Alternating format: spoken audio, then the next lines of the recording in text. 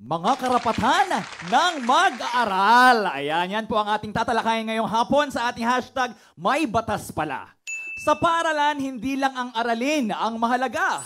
Pati ang karapatan ng bawat estudyante ay may malinaw na proteksyon sa ilalim po ng batas. Alam mo ba, may tiyak na students' rights na dapat igalang ng mga guro, administrador at mismong paaralan.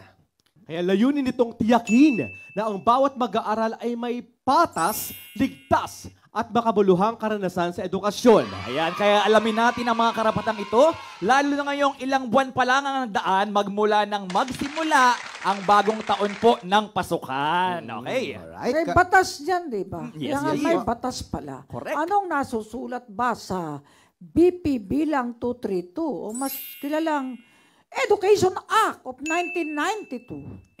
Yes, narito po ang mga karapatan po ng mga mag-aaral, kaugnay po, alisunod po sa nasabing batas. Correct. Una, karapatan sa dekalidad na edukasyon.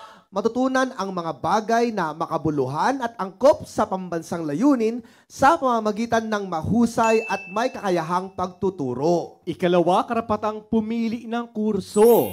Malaya kang pumili ng field of study at tapusin ito hanggang sa pagtatapos, maliban kung may problema sa grado o lumabag sa patakaran ng paaralan. Ayan, ano pa po? Karapatan sa gabay at counseling. May karapatan kang humingi ng tulong sa pagpili ng trabaho o larangang angkop sa iyong kakayahan. Ito pa, karapatan sa access ng school records. Pwede mong makita ang sarili mong record na manatiling kumpidensyal at ligtas. At karapatan sa mga dokumento. Makakuha ng mga opisyal na sertipiko, diploma, TOR, grado at transfer credentials sa loob lang ng 30 days mula nang humiling. Okay, ano pa pong karapatan? Karapatang maglathala at mag-anyaya. Ayan, magkaroon ng student newspaper at mag-imbita ng resource person sa mga seminar at Yan. pagtitipon. Ito pa po, karapatang magpahayag, malayang maglabas ng opinyon at suwestyon sa pamamagitan ng mga tamang channels sa loob ng paaralan. Ito meron pa, karapatang mag-organisa.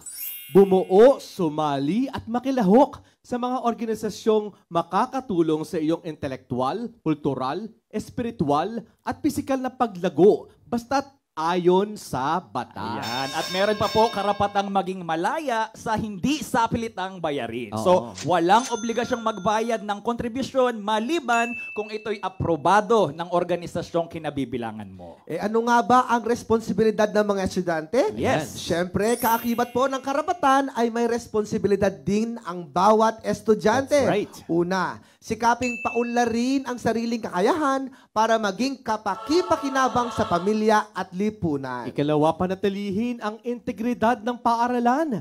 Magpursige sa pag-aaral at sumunod sa mga patakaran. Ano pa po? Itaguyod ang kapayapaan at kaayusan sa paaralan sa pamamagitan ng disiplina at mabuting pakikitungo sa kapwa. At ito pa po, makilahok sa mga gawaing pansibiko at sa pagpapaunlad ng komunidad. At ang huli, gamitin ang karapatan ng may pananagutan at respeto sa kapakanan at karapatan ng iba. Ayan. Yung rights and duties and Oo. responsibilities. Ng mga estudyante.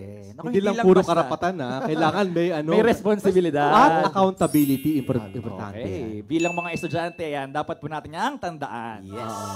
Ayan, may karapatan ang mga kabataan. Correct. Maging ang mga mag-aaral.